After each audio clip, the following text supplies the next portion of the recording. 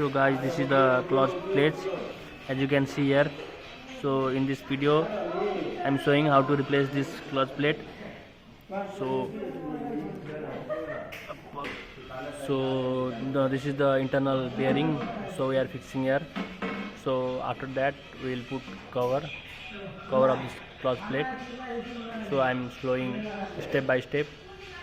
So in this outer portion we are putting inner gasket.